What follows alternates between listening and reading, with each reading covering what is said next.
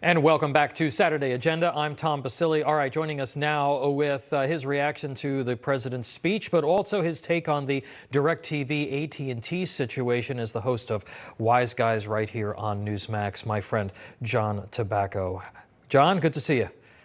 Tommy, always a pleasure. I thought the president did a great job, as always. I think he's checking all the boxes, letting everybody know I'm in the game. I know where it starts. I know where it ends, and I'm ready to hit the ground running. And to me, if a play works, you keep running it, Tom.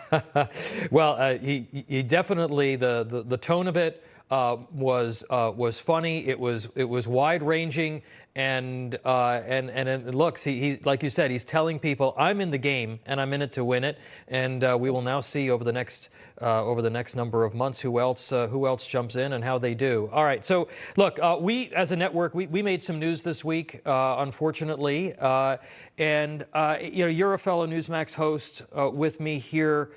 Your reaction to the AT&T DirecTV decision to deplatform Newsmax, to discriminate against this network? Well, look, you know I come from the capital markets, so I don't want to parrot what everyone else is saying. I'm taking a different angle on this, Tom.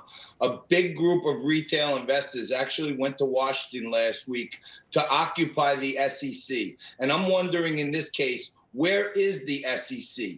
AT&T is a publicly traded company. They own 70% of DirecTV. Their two largest shareholders are BlackRock and Vanguard. Mm-hmm. They're in with the New World Order crowd. Yeah. How come the company is not being looked at to say, you're a public company, how do you dispose of your top 4 asset? Any other company that threw their number 4 asset out the window would be investigated immediately. And Tom, many people say the SEC is captured, but I hope someone in Congress or someone in one of the committees in the House takes a look at it and says, how are you allowing retail investors to be hurt? And by the way, Tom, the other 30% of the company, they try to run under the radar. It's a company called TPG Capital. They're also publicly traded. They're in the ESG crowd. They're in the climate crowd. Yeah. They're in the diversity, equity, inclusion crowd. And their CEO, I want to name and shame him, David Bonderman, has given millions and millions of dollars to Democrat causes. Yeah. So retail investors get hurt. The SEC looks the other way because it's their elitist friends, and conservative and retail investors get cracked. Yeah, they don't care about the retail investors. They don't care about the consumers. And again, they care about their agenda. This couldn't have been a business decision. We're the number 4 highest rated news channel on their platform. They pay 22 other liberal networks. They pay them to be on their platform, and yet they said, "Oh no, we can't give you a penny." It's absolutely nonsense. And again, we've talked to congressmen, and they say they're going to hold hearings. They got to hold hearings tomorrow.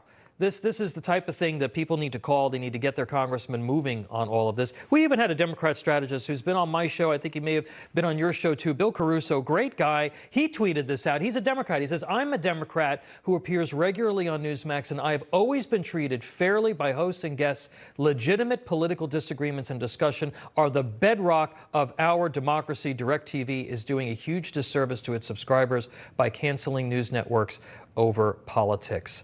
You know, again, you know, it is really a shame that militant censorship, it's kind of akin to fascism too. When you look at the interplay between the certain parts of the political class, the government, and these private companies, you know, it really gives you a sense of, is this really the country that we were born into? You know, you know, and John, we appreciate that perspective, and we're gonna be watching your show. John Tabacco, thank you so much for joining us.